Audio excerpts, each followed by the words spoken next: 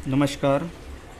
आइए अब आपकी हॉरोस्कोप 7:35 के हिसाब से देखते हैं, क्योंकि पिछली कुंडली के अंदर कुछ हमारे द्वारा भी गलती हुई और आपके द्वारा दिए गए समय में भी कुछ तब्दीली हुई है।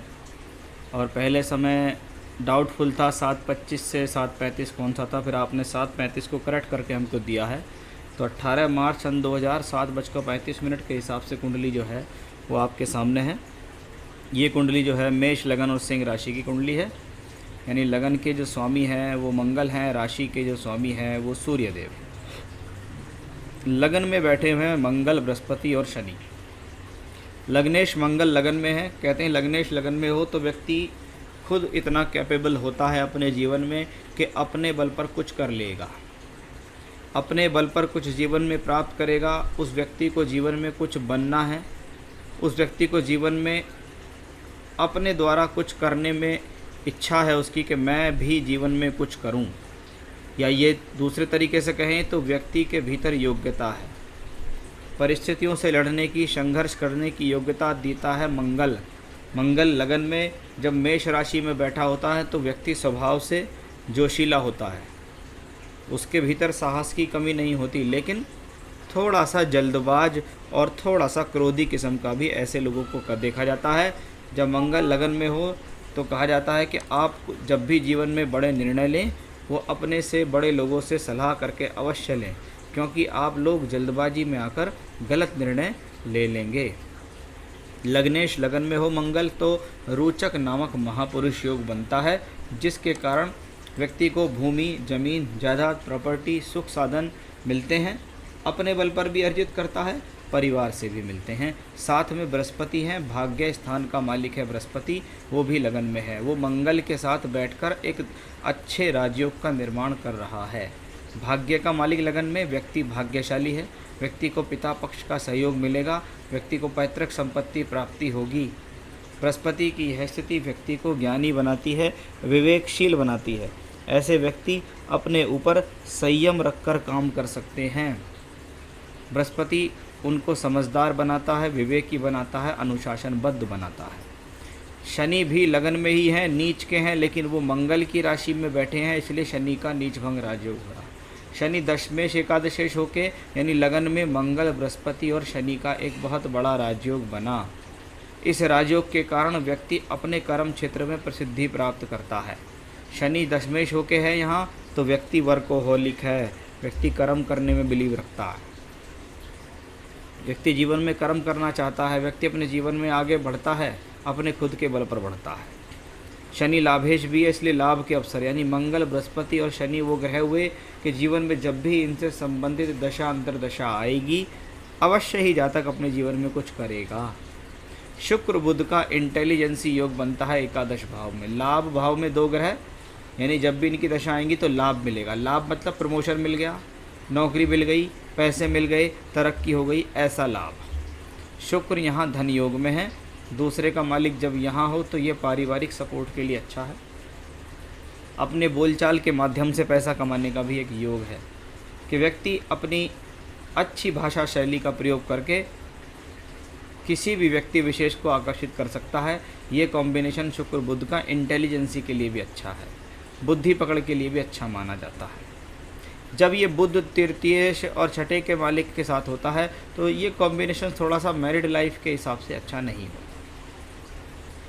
क्योंकि मंगल और शनि का प्रभाव सप्तम भाव पे है। शुक्र यहाँ छठे घर के मालिक बुध के साथ बैठा है, इसलिए इस कॉम्बिनेशन से देखा जाता है वैवाहिक जीवन में कुछ परेशानी होना, पत्नी के साथ संबंधों के अंदर कुछ वैचारिक मतभेद आना भी इसी योग से संभव है। क्योंकि नवमांश कुंडली में भी मैंने देखा है कि मंगल सप्तमेश होकर द्वादश भाव में बैठा है, इसलिए ये योग भी थोड़ा सा विवाह के हिसाब से थोड़ा टिपिकल है। इसके लिए जब लड़के की शादी हो तो लड़की की कुंडली का मिलान करके शादी करें, गुण मिलान ना करें, कुंडली मिलान करें। चतुर्थेश चंद्रमा अच्छा बैठा है, पंचम में बैठा है, भूमि जमीन जायदाद का सुख देगा ऐसा चंद्रमा। शुक्र बुध उसके साथ है, यानी ये धन योग में भी शामिल है। चंद्रमा अपने आप में बली है, मानसिकता के लिए प्रबल है।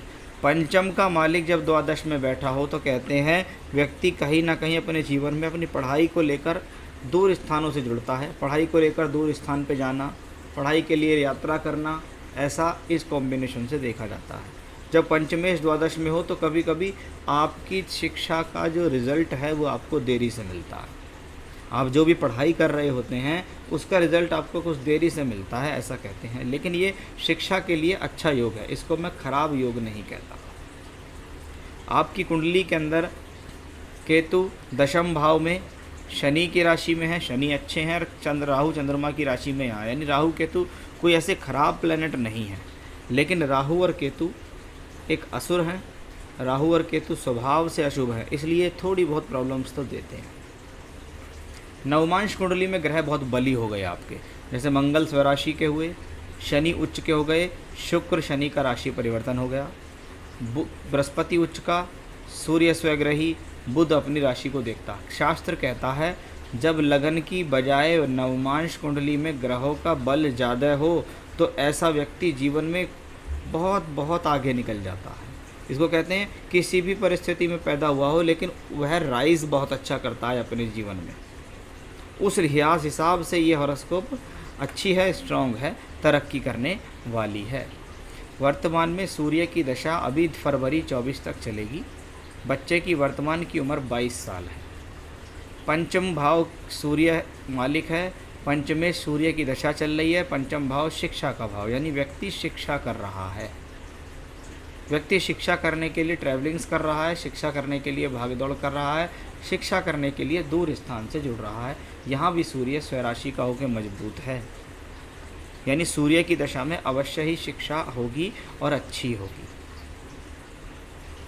जैसे आपने कुछ सवाल इनसे संबंधित पूछे हैं, when my son will complete education, जब तक सूर्य की दशा चलेगी, मैं कहता हूँ 2023 तक तो पढ़ेगा ही पढ़ेगा। 2023 तक सूर्य की दशा है, तब तक ये पढ़ेगा। लेकिन उसके बाद इनको चंद्र की दशा है। कौन है चंद्रमा? चंद्रमा यहाँ बैठे हैं पंचम में। हो सकता है उसके बाद भी ये किसी न किसी प्रकार से एजुकेशन में इन्वॉल्व रहें, कोई ना कोई कोर्स करें, कोई ना कोई पढ़ाई लगातार करते रहें। लेकिन सूर्य जब तक है तब तक तो पढ़ेगा। 9 फरवरी 2024 तक है सूर्य, तब तक पढ़ाई चलती रहेगी। देखिए उसके बाद आती है चंद्रमा की दशा। चंद्रमा पंचम भाव में है, लक्ष्मी त्रिकोण भाव में, और यहाँ देखते हैं यानी चंद्रमा लाभ से जुड़ा हुआ ग्रह है। लेकिन दशमांश कुंडली में चंद्रमा अष्टम भाव में बैठा है। जब चंद्रमा की 10 साल की महादशा आएगी, फरवरी 2024 से दिसंबर 2024 के बीच, तो अधिकतम ऐसे समय में यह देखा जाता है बहुत ज़्यादा कि जातक को अपनी मनमर्जी की नौकरी नहीं मिलती, या कह सकते हैं जातक को जो नौकरी चाहिए वैसा उसको नौकरी नहीं मिलती, उसको नौकरी में सेटिस्फेक्शन नहीं मिलता, इतना हम कह सकते हैं। बाकी काम ये दशा दिलाएगी, ये दशा धनदायक है, ये धन दिलाने वाली दशा है। लेकिन वर्क सेटिस्फेक्शन के हिसाब से चंद्रमा की दशा को मैं ज़्यादा अच्छी नहीं कहूँगा। When will he start a job? कब ये नौकरी शुरू करेंगे अपने जीवन में? देखिए सूर्य में शुक्र फरवरी 23 से फरवरी 24 के बीच में यदि इनकी एजुकेशन कंप्लीट हो जाती है तो इनको नौकरी का समय भी है। ये वो समय है जिसमें इनको जॉब ऑफ़र हो सकता है, ये वो समय है जिनको जॉब स्टार्ट होने के लिए दिखता है। अब उसके बाद फरवरी 24 से इनको चंद्रमा की दशा शुरू होगी जो 8th हाउस में। चंद्रमा भी धन से अष्टम भाव में बैठकर शुक्र से धन से संबंध बनाता है। इसका मतलब है मैं कह सकता हूँ फरवरी 2023 से समय शुरू हो गया कि फरवरी 23 के बाद 2 साल इनके पास ऐसे होंगे जिसमें इनकी एजुकेशन भी कंप्लीट होगी और जिसमें इनको नौकरी भी मिलेगी। Will he have a successful career? हाँ, इनका करियर सक्सेसफुल रहेगा, लेकिन चंद्रमा की दशा में थोड़ा इनको सेटिस्फेक्शन नहीं मिलेगा। नौकरी मिलेगी, पैसा मिलेगा, सेटिस्फेक्शन नहीं मिलेगा। चंद्रमा थोड़ा लंबा ग्रह है, 2034 तक चलेगा, लेकिन नौकरी करता रहेगा, पैसा मिलेगा, तरक्की धीरे धीरे होती रहेगी। How will is health be? स्वास्थ्य के दृष्टिकोण से कोई बहुत बड़ी प्रॉब्लम मुझे अभी नज़र नहीं आई है कुंडली में, स्वास्थ्य ठीक रहेगा, घबराने की ज़रूरत नहीं है। How will is married life be? हाँ, मैरिड लाइफ में मैंने आपसे कहा है कि कुंडली मिलान करके इनकी शादी करनी है।